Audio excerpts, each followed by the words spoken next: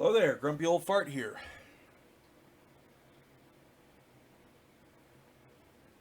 It's a really good cup of coffee there with the old whistle. I'm doing an AD&D story, Advanced Dungeons and Dragons story. This really isn't a story, but I wanted to talk about this because it's important. And a lot of players and dungeon masters don't realize the potential of lightning and electricity in the game. So, just for a little bit of background here, in Advanced Dungeons and Dragons, electricity has always been a potent weapon. Wizards use lightning bolts and electricity in various forms, like Shocking Grasp, the first level spell, Shocking Grasp. That's always been a staple. Clerics use electricity. Druids use electricity. Druids actually have a spell called Call Lightning. The spell calls a normal lightning bolt out of the sky. Okay? The spell is magic. But the lightning bolt is normal, which means it bypasses that pesky magic resistance. Just, food for thought there. Many monsters also use electricity. Blue dragons, for example, spit lightning bolts. Red dragons breathe fire. Black dragons spit acid. I've talked about them. Blue dragons spit lightning bolts. Lightning and electricity has been a staple in fantasy role-playing games forever. Okay, different magic items. You can cast a lightning bolt out of different items, things like that. It's been big forever. Now, some things many players and dungeon masters don't realize is that electricity is governed by scientific principles. Okay, water and metal are excellent conductors of electricity. Taking that into account, there's some things that I do in my games. Every dungeon master I've ever played under, I've played in a lot of different games.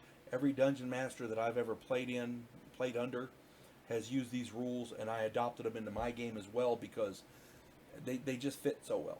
Okay, and it makes sense. It's common sense stuff. Metal armor, for example. If somebody's wearing metal armor like plate mail or chain mail or whatever, yeah, if you get hit with a lightning bolt, that doubles the damage. Same thing as if you're standing in water or if it's raining and you get hit with lightning, yeah, it's going to double the damage. If you're out in the middle of the desert and there's no rain or no water or nothing, and you're standing there in a loincloth and you get hit by lightning, it does normal damage. If you're standing in a mud puddle, for example, or say you're standing in ankle deep water and you get hit with a lightning bolt, yeah, it's going to do more damage. If you're wearing plate mail armor, it's going to do more damage. So what I do is very, very simple. Whatever damage they do, double it. Makes it a lot better, a lot more realistic. Another thing you want to consider is if you're standing in water, if a group of people are standing in water, and one person gets hit with lightning, and if he's wearing metal armor, yeah, that electricity travels through the water and everybody gets zotted.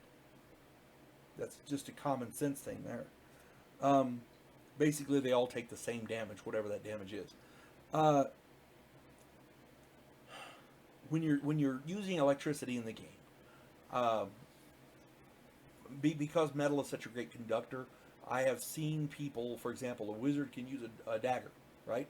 That's one of their dagger, dart, and staff. So if a wizard with Shocking Grasp cast on both hands, because they have this concept called precasting. Some spells, by virtue of the description, say if you cast it and then when you use it, it's done. Well, there's no defined length of how long it casts. So a lot of dungeon masters allow you to precast. So if a wizard has precast Shocking Grasp on both hands, and he has a dagger in his hand, okay, and he hits you like this with both hands, you get the advantage of the dagger with both Shocking Grasps at the same time. I don't usually play that way, but I know a lot of them do. I do the double damage if it's in water, plate mail, things like that. But I can understand Shocking Grasp, but two, I don't know, that may be a bit much. Again, these are all just suggestions. You don't have to do this. This isn't in the rules. So, But you also have to understand electricity is governed by scientific principles, if you have shocking grasp and you stab somebody with it, and the impact there, intentional impact will release the shocking grasp through the dagger into the person. It's just a little extra oomph for wizards, because at first level in advanced Dungeons and Dragons, once you use your spell as a wizard, you're pretty well done. You're a crappy fighter with a dagger, so any advantage they can give you, the better. The better. Most of your higher level electricity wielding spells, one of the more nastier ones is called Chain Lightning. You have a group of players out there, you cast Chain Lightning. A group of bad guys, for example, you cast Chain Lightning. I'm used to playing it from the Dungeon Master's perspective, bear with me. But a group of people out there, and you cast Chain Lightning at one of them, it bounces among the group, doing damage and decreasing in damage as it goes. So, it bounces between the different people. Well, if you have two guys wearing plate mail, and they're standing next to each other, and you hit it right there, if you read the rules, it goes by the most, what do you call it, the most conductive person next to them. So it'll go back and forth between those two. Yeah, those two guys are screwed because they're wearing plate mail armor, which means they're taking double damage. And the lightning stays just amongst the two of them. Bah, bah, bah, bah, bah. If nobody else around them is wearing metal armor, it's going to stay between the two metal parts because it's attracted to the metal. There's all kinds of neat ways you can do electricity in the game.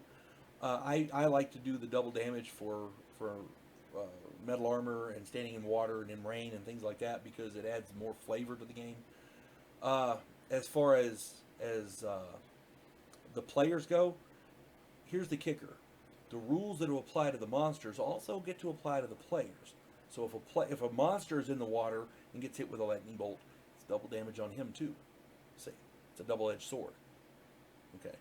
And if you have players that can take advantage of that, or have the wherewithal to do that, amen. More power to them. So yeah, lightning in a game in Dungeons and Dragons can be very, very effective if used properly.